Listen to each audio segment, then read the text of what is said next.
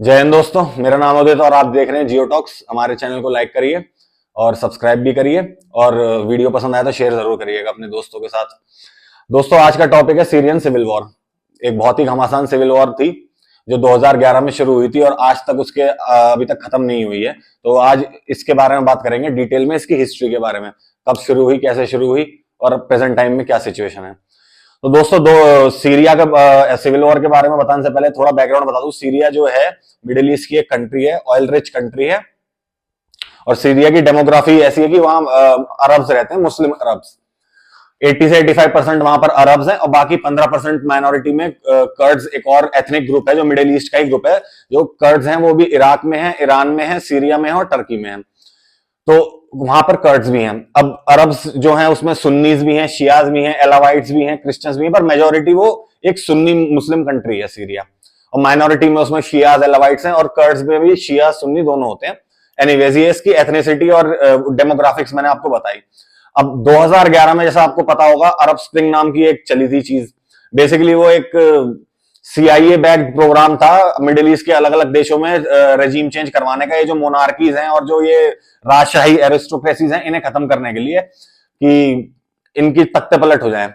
तो उसी समय जब अरब स्प्रिंग स्टार्ट हुआ था तो टूनिशिया, इजिप्ट, मोरक्को, ऐसे ये फैलता गया था काफी देशों से। तो ऐसे ही फैलते फैलते ये सीरिया में भी आया। अब जब ये सीरिया में आया तो एकदम से प्रोटेस्ट होने चालू हुए, लोग सड़कों पे निकले कि हमें ये खत्म करो। अब सीरिया का ये बता दूं कि सीरिया में जो प्रेसिडेंट है बशर अल असद, वो रशिया का और ईरान का बहुत क्लोज एलाय है माना जाता है। और सीरिया की जो अलाइनमेंट है रशिया के साथ, वो अब से नहीं है, वो 40-50 साल से है। इवन उस टाइम से जब वो सोवियत यूनियन हुआ करता था रशिया। तो वो जो है वो एक तरह से कह सकते हैं, जो बशर अल असद है जो प्रेसिडेंट है सीरिया का, वो एंटी अमेरिकन, एंटी वेस्ट माना जाता था उसे, और उसे रशिया का एलाय माना जाता था। और मिडिल ईस्ट में भी जो अलग अलग कंट्रीज हैं जैसे सऊदी अरेबिया, कतर, यूएई वगैरह, जो अमेरिका अलाइंड है, बट सीरिया को माना जाता था कि वो ईरान अलाइंड है, जो ईरान के उसमें आता है वो।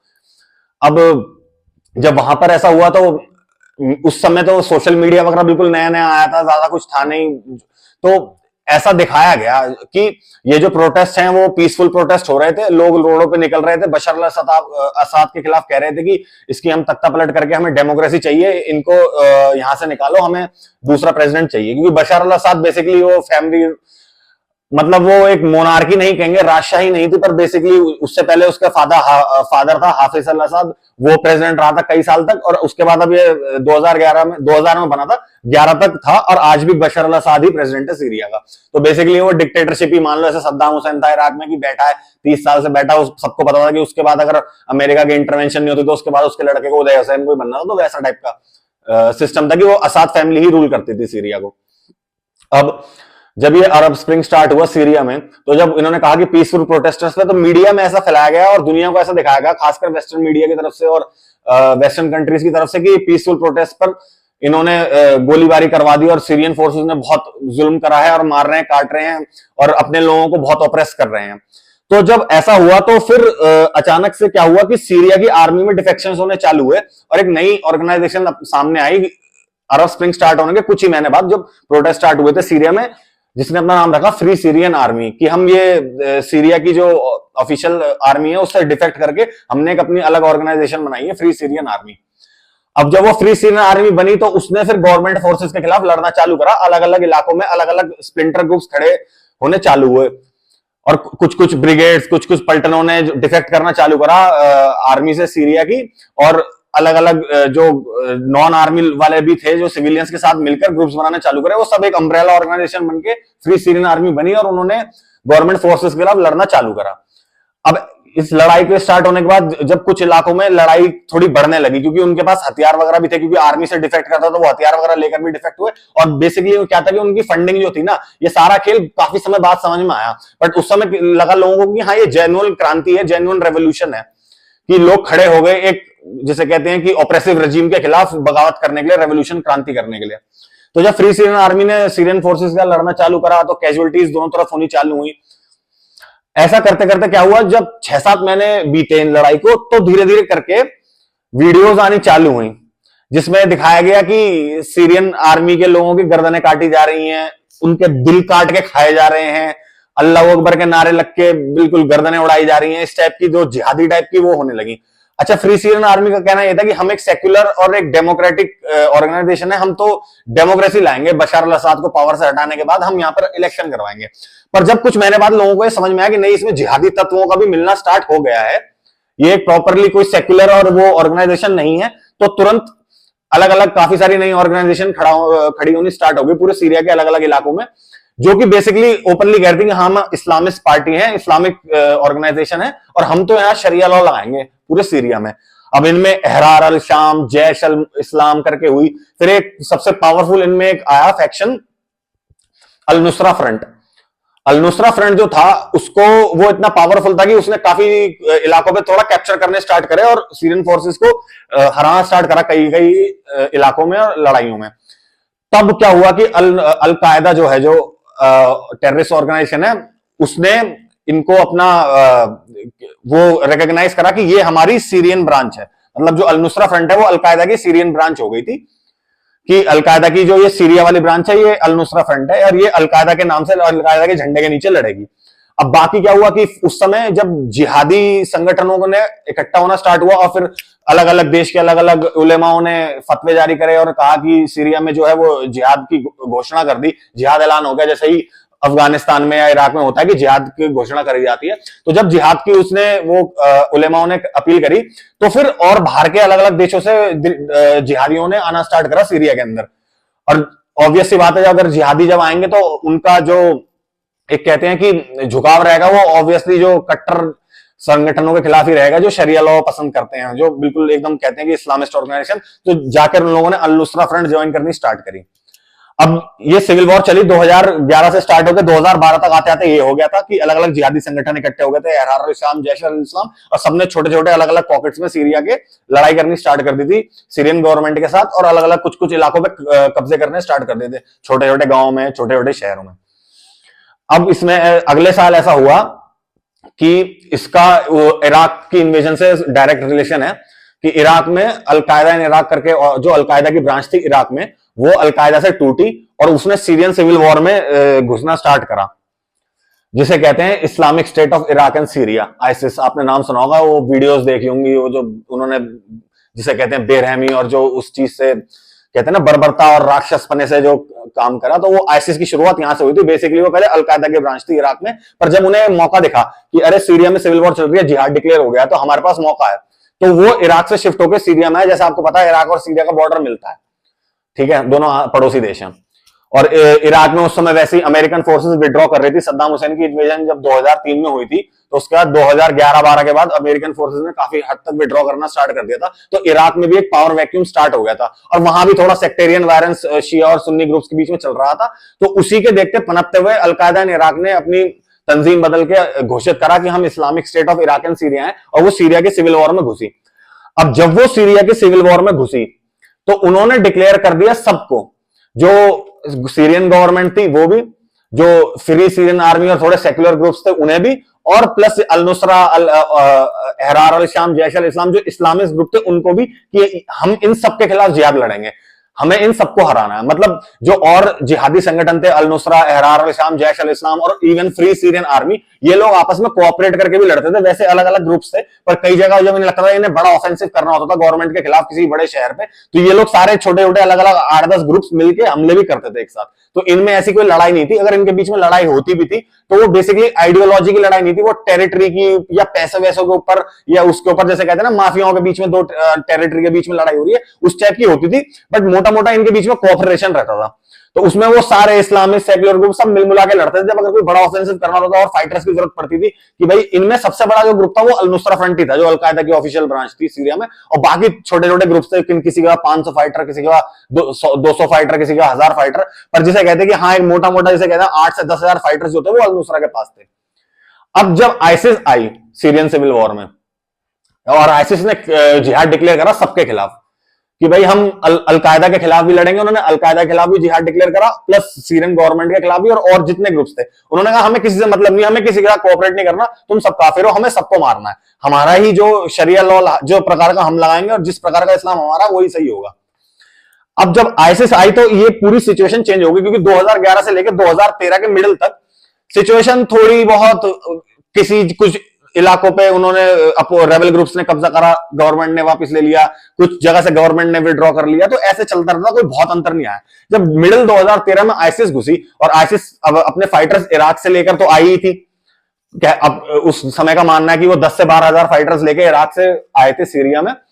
उसके बाद उन्हें जो अलकायदा और अलग अलग डिफरेंट ग्रुप्स के अंदर जो फाइटर्स लड़ रहे थे सीरिया के अंदर, जब उन्हें लगा कि आईसिस तो भाई सबसे बढ़िया और वो है तंजीम है और सबसे पावरफुल है, प्लस आईसिस जो थी वो अपने फाइटर्स को सबसे ज्यादा पैसे दिया करती थी, कोई लोग कहते हैं 1200 से 1500 डॉलर पर डे देती थी हर फाइटर को लड़ने के लिए।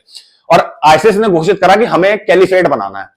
कैलिफेट वो होता है बेसिकली जो मिडिवल टाइम्स में जो इस्लाम का जब प्रॉफिट मोहम्मद के बाद जो कैलिफेट बनाया गया था, जब खलीफा हुआ करते थे कि एक राजा ऑल ओवर मुस्लिम्स का जो लीडर होता था उसे खलीफा कहते थे, कैलिफ। और कैलिफेट मतलब जो उसके टेरिटरी, जितनी मुस्लिम टेरिटरी उसके अंडर आती है। तो आईसिस ने यह कहा कि हमें कैलिफेट बनाना है, और उसका जो लीडर था अबू बकर अल बगदादी, उसने घोषित कर दिया कि मैं ही कैलिफ हूं। और उसने अपील करी दुनिया भर के मुसलमानों से कि आइए आप हमारे साथ लड़िए और जिहाद करिए सीरिया में, हमें सीरिया पे कब्जा करके, सीरिया इराक में उन्होंने इसलिए नाम दिया था Islamic state of Iraq and Syria, कि हमें यहां पर कैलिफेट बनाना है। और इसका अरेबिक में भी जो वो है अल दौलत अल इस्लामिया, तो मतलब वो द इस्लामिक कैलिफेट करके, तो वो और उनका जो प्रोपेगेंडा उस समय उन्होंने ऑनलाइन निकाला कि वो पुराने जमाने की वीडियोस दिखा रहे हैं कि जैसे वो होता था, वो अरेबिया में घोड़े वोड़े पे दौड़ रहे हैं तलवारें लेके। तो उनका जो प्रोपेगेंडा था वो इतना इफेक्टिव था कि बहुत सारे ग्रुप्स जो सीरिया में अलग अलग फाइटर्स जो अलग अलग ग्रुप्स में लड़ रहे थे, वो सारे उन्होंने वो ग्रुप्स अबेंडन करके आईसिस ज्वाइन कर ली। और आईसिस का इतना वो था कि कहते हैं कि 100 से ऊपर कंट्रीज से लोग लड़ने गए थे आईसिस में, सीरिया में।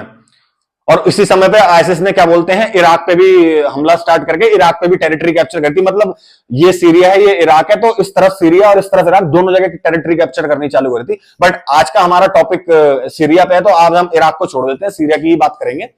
तो आईसिस के एकदम से आने के, सीरियन सिविल वॉर में इन्वॉल्व होने के 6 महीने से साल भर के अंदर अंदर उसके फाइटर्स एकदम बढ़ गए। कुछ लोग कहते हैं कि इनके पास 1 लाख से ऊपर फाइटर्स हो गए थे। और जो सीरिया में इन्होंने एकदम जो टेरिटरी कैप्चर करनी चालू करी, तो सबका दिमाग खराब हो गया कि ये कैसे पॉसिबल है। अब मैं आपको एक बेसिकली हमारे टर्म्स में समझाऊं तो आप हैरान होंगे, क्योंकि अगर मैं आपको वहां के टर्म्स से समझाऊंगा तो आपको समझ में नहीं आएगा। आप ये मान लीजिए कि आईसिस के लड़ाके सुबह 5 बजे नैनीताल में घुसे लड़ने के लिए, और शाम को 6 बजे तक देहरादून में पहुंच गए। लोगों ने हथियार डाल दिए, फौजियों ने, पुलिस वालों ने हथियार डाल दिए, उनसे लड़ा ही नहीं, क्योंकि उनकी बर्बरता देख के लोग इतना डर गए थे कि उनसे लोग लड़ते ही नहीं थे, हथियार छोड़ देते थे। आप ये सोचिए कि आज सुबह 5 बजे नैनीताल घुसे, शाम को 4 बजे तक देहरादून पहुंच गए। उनका ये था, इस तरीके से वो टेरिटरी कैप्चर कर रहे थे, इस स्पीड से टेरिटरी कैप्चर कर रहे थे। मतलब उस समय का अगर आप सीरियन सिविल वॉर का नक्शा देखेंगे तो आपको दिखेगा कि भाई बाकी गवर्नमेंट एक तरफ बैठी है और बाकी अलग अलग रेबल ग्रुप्स अलग अलग छोटे छोटे पॉकेट्स में बैठे, और आईसिस का पूरा एकदम मतलब 60% नक्शे पे सीरिया के आईसिस का कब्जा हो गया था। उन्होंने 1 साल के अंदर अंदर मिड 2013 से लेके मिड 2014 और 2014 के अंत तक, इस 1.5 साल के अंदर अंदर 60% 65% सीरिया की टेरिटरी कैप्चर कर ली थी। और साथ ही साथ में इराक की भी 45 से 50% कैप्चर कर ली थी एक ही टाइम पे। उसका रीजन ये था कि वो उनका प्रोपेगेंडा इतना पावरफुल था कि उनके पास, एक तो मैंने जैसे आपको बताया कि 100 से अलग अलग देशों से फाइटर्स लड़ने गए, मिडिल ईस्ट की सारी कंट्री से गए, ये जितने भी हैं, सऊदी वाउदी, Qatar, UAE, Bahrain, Egypt, Tunisia, Morocco यहां से गए, पाकिस्तान से गए, अफगानिस्तान से गए, इधर African, north African country, Somalia, Sudan, Chad, Nigeria, Burkina Faso, यहां से गए, इंडोनेशिया, मलेशिया, इंडिया से, हमारे केरला से भी गए थे काफी सारे लोग। तो मतलब दुनिया की लगभग सारी कंट्री, वेस्टर्न कंट्रीज से, जर्मनी में जो रह रहे हैं जो लोग, जो मुस्लिम बच्चे वहां पैदा हुए हैं 16-16, 17 साल के, जिन्होंने कभी देखा ही नहीं कोई मुस्लिम देश, जर्मनी में पैदा हुए हैं या इंग्लैंड में पैदा हुए हैं, फ्रांस में पैदा हुए हैं, स्वीडन में पैदा हुए हैं, उन्हें भाषा बोलनी नहीं आती, कुछ नहीं आती, वो वहां की लोकल फ्रेंच बोलते हैं या जर्मन बोलते हैं, वो तक वहां से गए थे, क्योंकि उनका प्रोपेगेंडा इतना पावरफुल था। और उन्होंने एक जो कैलिफेट वाली बात कर दी थी ना, क्योंकि आज से पहले किसी भी टेररिस्ट ऑर्गेनाइजेशन ने कैलिफेट घोषित करने की बात नहीं करी है। हर किसी का एक पॉलिटिकल और रिलीजियस और मिलिट्री ऑब्जेक्टिव रहता है, चाहे वो अलकायदा हो, चाहे वो तालिबान हो, चाहे बोको हराम हो, चाहे लश्कर तैयबा, जैश ए मोहम्मद, जितने भी हो, हर अलग अलग टेररिस्ट ऑर्गेनाइजेशन का एक पर्टिकुलर ऑब्जेक्टिव होता है। सिर्फ आईसिस ऐसी एक पहली ऑर्गेनाइजेशन थी टेररिस्ट जिसने घोषित करा था कि हमारा जो लीडर है वो कैलिफ है और हम पूरा कैलिफेट घोषित करेंगे, हमारा जो, हमें ग्लोबल जिहाद करना है, हमें पूरी दुनिया पे कब्जा करके उसे इस्लामीकरण करना है, पूरी दुनिया में कैलिफेट बनाना है। तो उनका जो एक वो रीच था मुस्लिम्स के प्रति, वो कैलिफेट वाला मिडीवल टाइम वाला आइडिया, वो काफी लोगों के दिमाग में घर कर गया और इसलिए उनके पास फाइटर्स लड़ने के लिए बहुत आ गए, प्लस लोकल वहां के मिडिल ईस्ट के देशों से बहुत आए। तो कहने का मतलब ये कि एक समय पे कहते थे कि 1 लाख सुपर फाइटर्स थे आईसिस के पास। और आईसिस ने फिर जब वीडियोस ऐसी प्रोपेगेंडा देनी चालू करी, जब वो किसी जगह पे जाते थे, वहां के लोकल सीरिया के फौजियों को पकड़ते थे या इराक के फौजियों को, पुलिस वालों को पकड़ते थे, तो इतनी बर्बरता करते थे उनके साथ और उन वीडियोस को ऑनलाइन यूट्यूब पे डालते थे। जिंदा जला दिया, मतलब 300 लोगों की लाइन से खड़े करके गर्दनें उड़ा दी, मतलब जैसे कहते हैं औरतों को पकड़ के उनको, जैसे यजीदी पकड़ी थी उन्होंने, यजीदी एक एथनिक ग्रुप है इराक में, सिंजर में उन्होंने पकड़े थे, उन्होंने 3000 लड़कियों को पकड़ के वहां पर उनको सेक्स स्लेव बना के उनके साथ रेप वगैरह करा था। तो मतलब उन्होंने इतनी हद से ज्यादा बर्बरता कर दी थी कि अलकायदा का जो लीडर था ऐमान अल जवारी, उसे आकर अपनी वीडियो बना के ऑनलाइन बोलना पड़ता कि भैया हमारा आईसिस से कोई लेना देना नहीं है, मतलब जिससे अलकायदा डर जाए। आप सोचिए वो कितना ब्रूटल होगा कि अलकायदा को आके ऑफिशियली बोलना पड़ रहा है, बयान देना पड़ रहा है अलकायदा के लीडर को कि भैया हमारा इनसे कोई लेना देना नहीं है, ये जो कर रहे हैं हम इनसे सही नहीं मानते हैं, ये बहुत ज्यादा कर रहे हैं। तो ये हाल कर दिया था आईसिस ने। अब क्या हुआ, जब बिल्कुल 2014-15 तक स्थिति ऐसी लगी कि भाई ये तो घेर लेंगे दमास्कस के, जो दमास्कस है वो सीरिया की कैपिटल है, दमास्कस के बिल्कुल 70-80 किलोमीटर बाहर तक पहुंच गए थे आईसिस वाले, और उधर इराक में बगदाद के 100 किलोमीटर बाहर तक पहुंच गए थे। तो जब मामला लगा कि भाई ये तो कैप्चर कर लेंगे, जहां एक बार कैपिटल पे कैप्चर हो गया और जिस स्पीड से ये टेरिटरी घेर रहे हैं, जिस स्पीड से टेरिटरी घेरने के बाद वहां के अंदर के लोगों की हाल बना रहे हैं, अब जिन जिन इलाकों पे कब्जा कर रहे थे वहां सिविलियन का तो कर दिया इन्होंने बेड़ा गर्क, वहां पर औरतें टोटल बुर्का, आंख भी दिख गई, कुछ भी दिख गई तो हाथ काट, चोरी करी 5 रुपए की तो हाथ काट दिए लोगों के, सबको बुला के चौराहों पे क्या बोलते हैं लोगों को सूलियां चढ़ाना चालू कर दिया, गर्दनें काटनी चालू कर दी, जिंदा जलाना चालू कर दिया लोगों को, लोहे की चेन में औरतों को बुर्का बना के सेक्स स्लेव बना के घुमा रहे हैं ऐसे करके। तो उन्होंने मतलब बर्बरता की हद पार कर दी थी। आज से पहले इतनी बर्बरता किसी ने नहीं करी थी, मतलब उनके सामने अलकायदा भी एकदम बच्चा लग रहा था कि भाई ये क्या कर रहे हैं।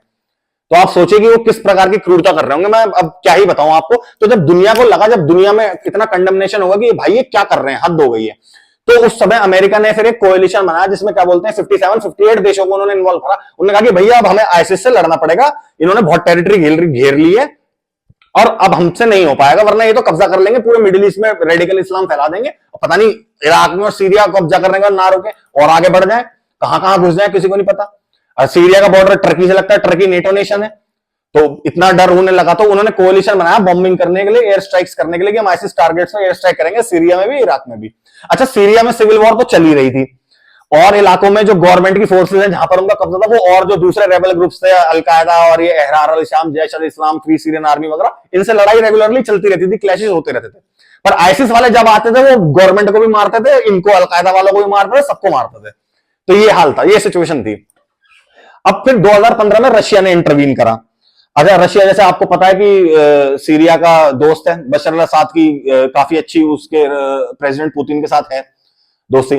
तो और रशिया का उसमें एक ये भी था कि रशिया का इकलौता एक ही एयरबेस और जिसे कहते हैं कि एक मिलिट्री बेस है मिडिल ईस्ट में, वो सीरिया में लताकिया नाम के शहर में है। वो लताकिया के 100-150 किलोमीटर बाहर तक पहुंच गए थे जिहादी लोग। तो रशिया को लगा कि यार साला मेरा इकलौता मिडिल ईस्ट का जो वो है कहीं ये ना हट जाए, तो रशिया ने भी इंटरवीन करा।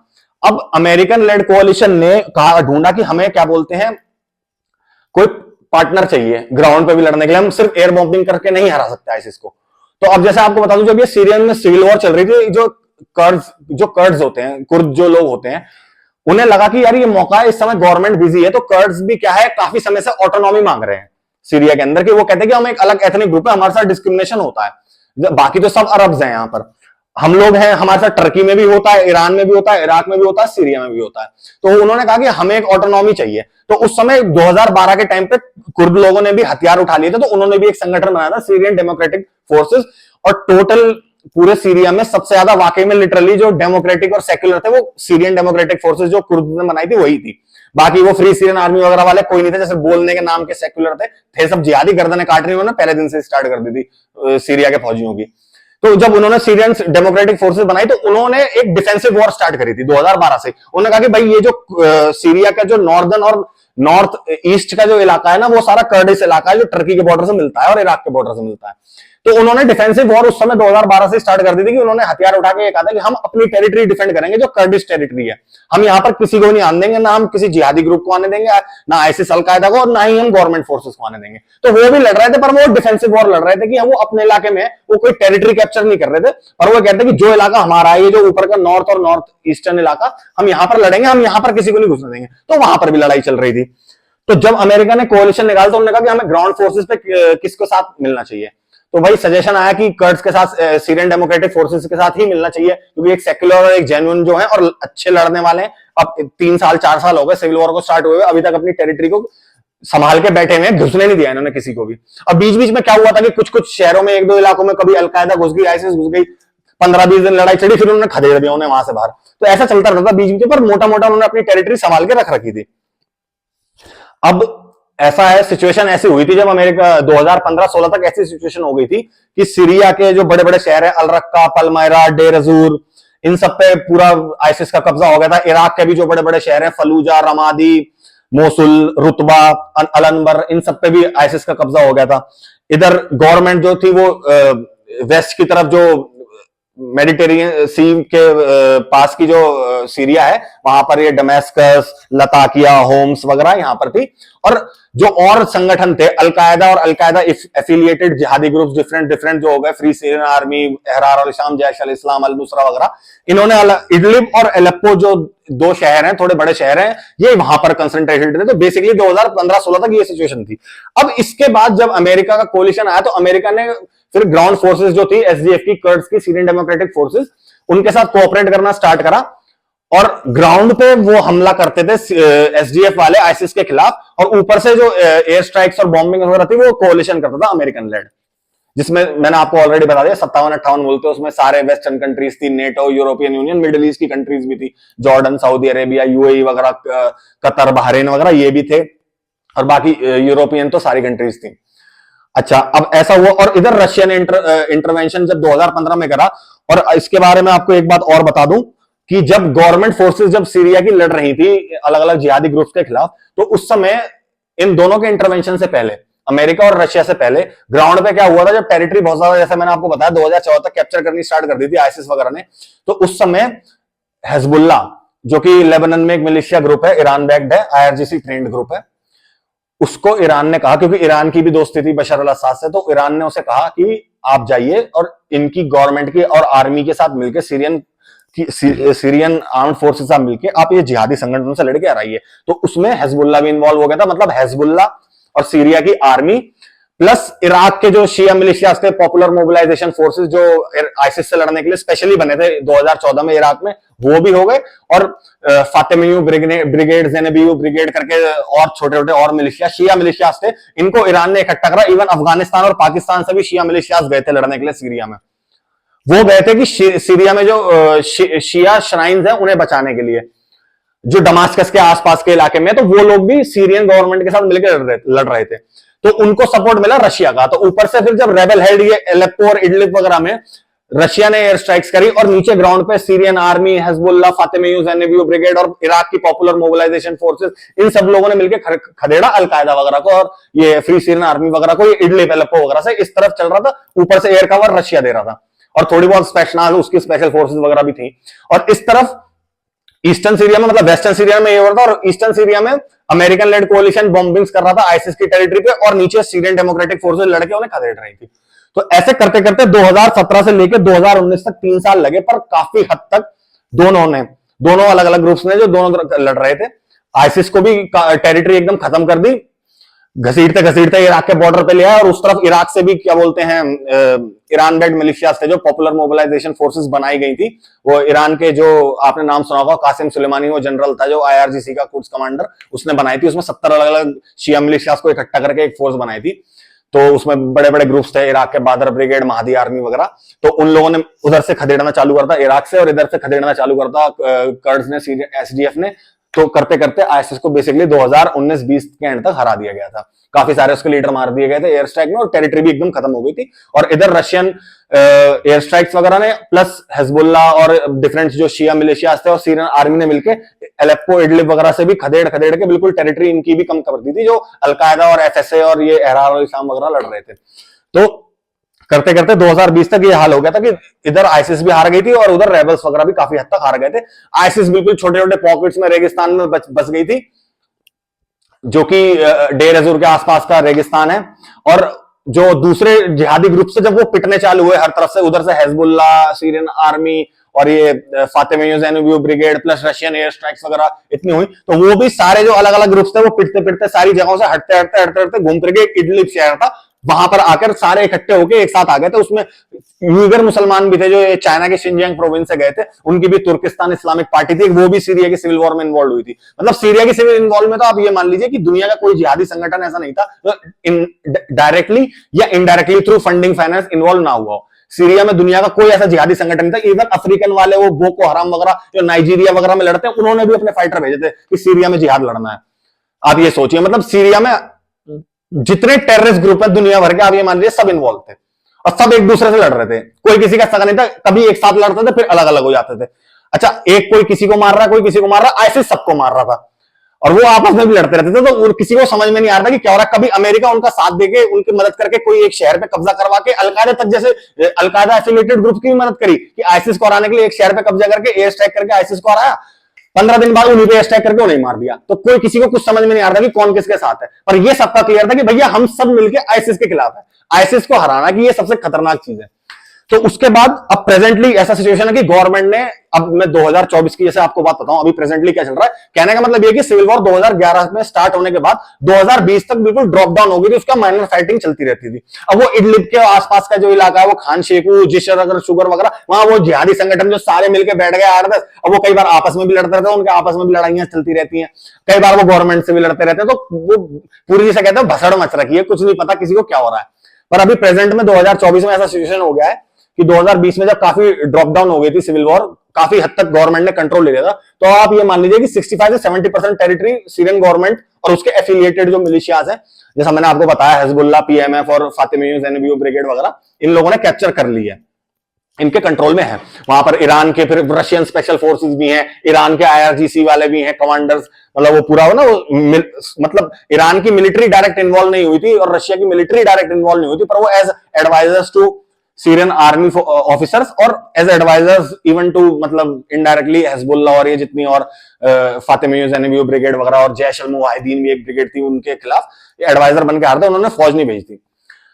लड़ाई ग्राउंड पे इन लोगों ने ही करी थी सीरियन आर्मी के साथ मिलकर। तो अब प्रेजेंट सिचुएशन ये है कि 70% करीब गवर्नमेंट के कंट्रोल में। नॉर्थ और नॉर्थ ईस्ट का इलाका जो है वो कर्ड्स लोगों ने एक डील साइन कर ली सीरियन गवर्नमेंट के साथ कि भाई हमें थोड़ी ऑटोनॉमी दे दो, जैसे कुर्दों को ऑटोनॉमी इराक में मिल रखी है, कुर्दिस्तान है इराक का इलाका, वो बेसिकली उनका भी वो नॉर्थ वेस्ट का इलाका है, वहां पर ऑटोनॉमस रीजन है कि जहां पर पूरा गवर्नमेंट का 100% कंट्रोल नहीं है, उनकी खुद की लोकल आर्मी है, पेशमरगा कहते हैं उसे, जो इराकी कुर्दिस्तान की आर्मी है। वैसे ही सीरिया वालों ने कुर्दों ने भी कहा कि जैसे इराक वाले हमारे कुर्दों को ऑटोनॉमी दी है, आप हमारे को भी ऑटोनॉमी दे दीजिए। उन्होंने सीरियन गवर्नमेंट के साथ डील कर ली थी कि हम आपको मदद करेंगे आईएसआईएस और ये जिहादी ग्रुप्स को हराने के लिए, मिलिट्रीली सपोर्ट करेंगे, पर आप हमें ऑटोनॉमी दे दीजिए। तो ऊपर का नॉर्थ और नॉर्थ ईस्ट का इलाका वो उनके कंट्रोल में, एसडीएफ जो उनकी ऑफिशियल अब आर्मी बन चुकी है, सीरियन डेमोक्रेटिक फोर्सेस, जो सीरिया के कर्ज हैं। इडलिब और उसके आसपास के इलाके में वो थोड़े बहुत जिहादी संगठन बचे हैं, उन्हें भी वो क्या बोलते हैं ना उसे, कि उन्होंने भी गवर्नमेंट का सरेंडर करके डील साइन कर ली। उन्होंने कहा भैया हमें जेल में मत डालो, हमें इडलिब में रहने दो, वहां शरिया लग रहा है, हम वहां पे कुछ है। तो गवर्नमेंट ने 2020 के एंड में उन्हें भी बसों में भर भर के अलग अलग शहरों से उन्हें वहां पर इडलिब में भेज दिया था। तो प्रेजेंट सिचुएशन ये है। और वहां पर फिर अमेरिका ने जब इंटरवेंशन कर दिया, तो एक बिल्कुल सदर्न सीरिया में अल-टान्फ नाम की एक जगह है, वहां पर अमेरिका ने अपना परमानेंट बेस बना लिया और वहां पर अपने लोकल मिलिशियाज 500,000 लड़के रख रखे हैं डिफेंड करने के लिए, जो वहां के सीरिया के लोकल मिलिशियाज है। तो अमेरिका को मौका मिलता था गेम खेलने का इधर से उधर। तो कहने का मतलब ये है कि बाकी जैसे अलग अलग कंट्रीज में अरब स्प्रिंग जो अमेरिका ने स्टार्ट करवाया था ये सारा प्रोग्राम कि हमें तख्ते पलट करवाने हैं, उसका जो सबसे ज्यादा बुरा हाल हुआ है वो क्या बोलते हैं सीरिया में ही हुआ है, और उसके बाद लीबिया में भी थोड़ा बहुत हुआ है, इराक में भी हुआ है। उसके बारे में किसी और दिन वीडियो बना के आपको डिटेल में बताऊंगा। अब जाते जाते लास्ट में एक पॉइंट और आपको बता दूं कि जो कर्द जो एथनिसिटी है, जैसे मैंने आपको स्टार्टिंग में बताया था कि ये इराक, सीरिया, टर्की और ईरान, इन चारों देशों में आती है। तो इनको जो टर्की में भी काफी जिसे कहते हैं ना कि दबाया जाता है, क्योंकि टर्की में, क्योंकि ये चारों देशों में माइनॉरिटी है, किसी देश में मेजोरिटी नहीं है। तो टर्की में जो इनका संघर्ष है वो टर्की की गवर्नमेंट के खिलाफ 1980s करीब से चल रहा है। तो वहां पर भी पीकेके करके एक इन्होंने अलग ऑर्गेनाइजेशन बनाई। हर कुर्द की हर अलग देश में अलग ऑर्गेनाइजेशन है, जैसे इराक में पेशमरगा है, सीरिया में एसडीएफ है, वैसे ही टर्की में पीकेके है। तो टर्की के जो पीकेके वाले थे उनसे लड़ाई थी। तो जब इन्होंने जो एसडीएफ वालों ने डील करी सीरियन गवर्नमेंट के साथ कि भाई हम नॉर्थ ईस्ट का इलाका है सीरिया का, वो हम कंट्रोल करेंगे, तो वो जो नॉर्थ ईस्ट का इलाका उसका बॉर्डर टर्की से लगता है। तो इसमें टर्की चिढ़ गया कि यार ये कैसे कर दिया इन्होंने। और हालांकि आपको एक बात और बता दूं, टर्की ने पूरा सपोर्ट करा था जिहादी संगठनों को। अपने अस्पतालों में जब पिटते थे और मार खाते थे और जब बचने के लिए उन्हें जगह चाहिए होती थी तो वो टर्की के अस्पतालों में जाके अपने इलाज करवाते थे। वहां वीडियोज है, फोटोज है टर्की के 5 स्टार अस्पतालों में, वो आईसिस और अलकायदा के फाइटर्स की टांग टूटी हुई है और वहां इलाज चल रहा है फर्स्ट क्लास। तो टर्की ने पूरा सपोर्ट दिया था। तो 2017 में टर्की ने भी इन्वेड कर दिया था सीरिया में अपनी तरफ से, नॉर्थ ईस्ट सीरिया में जहां पे कर्ड्स थे। और टर्की के इन्वेड करने का उसने अपने रीजन दिया कि अरे ये बहुत सारे जिहादी लोग इकट्ठे हो गए और हम तो ये कुर्दों को भी जिहादी मानते हैं, ये जगह घेर लेंगे तो हमारे बॉर्डर में आ जाएंगे, तो हम एक बफर जोन बना रहे हैं 30 किलोमीटर का। तो जब टर्की ने अपनी वहां फौज भेजी तो उसने वहां लोकल जो ये इडलिब के पास फैले हुए अलग अलग जिहादी ग्रुप थे उसने भी इन्हें खड़ा कर दिया कि तुम भी लड़ो, क्योंकि टर्की भी दुश्मन है सीरिया के प्रेसिडेंट बशर अल असद का। तो अभी प्रेजेंट सिचुएशन ये है, जैसा मैंने आपको बताया, नॉर्थ और नॉर्थ ईस्ट में जो एसडीएफ का कंट्रोल है, बाकी 70% टेरिटरी पे पूरा सीरिया के गवर्नमेंट का और एफिलिएटेड मिलिशियास का कंट्रोल है। और साउथ में थोड़ा सा इलाका वो अल्टाफ बेस जो अमेरिका ने बना रखा है, और नॉर्थ में टर्की की आर्मी बैठी है, प्लस वहां पर जो ये जिहादी ग्रुप्स हैं वो सारे टर्की की आर्मी के साथ मिलकर उन्होंने एक अपनी अलग, जिसे कहते हैं कि ऑल्टरनेटिव सरकार घोषित कर रखी है। और वो क्या बोलते हैं, अब ये चल रही है प्रेजेंट सिचुएशन। अब देखें भविष्य में आगे क्या होता है। अभी तो कुछ रिसेंट टाइम में हुआ नहीं, और बीच बीच में अमेरिकन स्पेशल फोर्सेज ये सर्जिकल स्ट्राइक और एयर स्ट्राइक करके आईसिस और अलकायदा के अलग अलग जो लोकल कमांडर और लीडर है वो सीरिया में मारते रहते हैं बिना उसकी परमिशन के, सीरिया की गवर्नमेंट के। सीरिया की गवर्नमेंट ने कहा कि हमने अमेरिका को नहीं बुलाया, रशिया को हमने खुद वो दिया था, इन्वाइट करा था कि आइए हमारी मदद करिए। अमेरिका तो अपनी मर्जी से आके हमारे देश में बैठा है, हमारी मर्जी के बिना कैसे बैठा है। तो अब ये सिचुएशन है कि एक रजीम चेंज ऑपरेशन का हाल ऐसा है कि कहते हैं 5 मिलियन लोग मारे जा चुके हैं, मतलब 50 लाख लोग, 2 मिलियन लोग डिस्प्लेस हो चुके हैं, 20 लाख लोग देश छोड़ के जा चुके हैं। जो पैसे वाले थे वो तो पहले ही भाग लिए थे, और इतनी जो तबाही मची कुछ मची। और सीरिया कौन सा बहुत कोई खलीफा देश है जो बहुत पैसे वाला है, अभी तक उसके वो पूरे, मतलब आप सीरिया में अभी भी जाके देखो पूरे शहर के शहर तबाह हुए पड़े हैं, इतनी बमबारियां हुई हैं। बिल्कुल नेटो ने और ये अमेरिकन लेड कोलिशन ने कारपेट बॉम्बिंग करके पूरे शहर के शहर उड़ा दिए थे। तो ऐसा हाल है। तो एक जिसे कहते हैं कि सीरिया का प्रेजेंट सिचुएशन अभी ये है कि अभी भी वहां पर आए दिन कभी भी कुछ भी हो जाता है। कोई भी सुसाइड बॉम्बर आईसिस का, अलकायदा का दमास्कस में घुस के, बड़े बड़े शहरों में घुस के कहीं भी बम फोड़ देगा, कहीं वो बीच में 2 अलग अलग जिहादी ग्रुप्स के बीच में लड़ाई हो जाती है, तो किसी को कुछ नहीं पता रहता कि क्या हो रहा है। तो अभी प्रेजेंट सिचुएशन ये चल रही है। और एंड में दोस्तों, वीडियो अगर पसंद आए तो लाइक जरूर करिए, चैनल को सब्सक्राइब करिए और शेयर भी करिएगा। धन्यवाद, जय हिंद।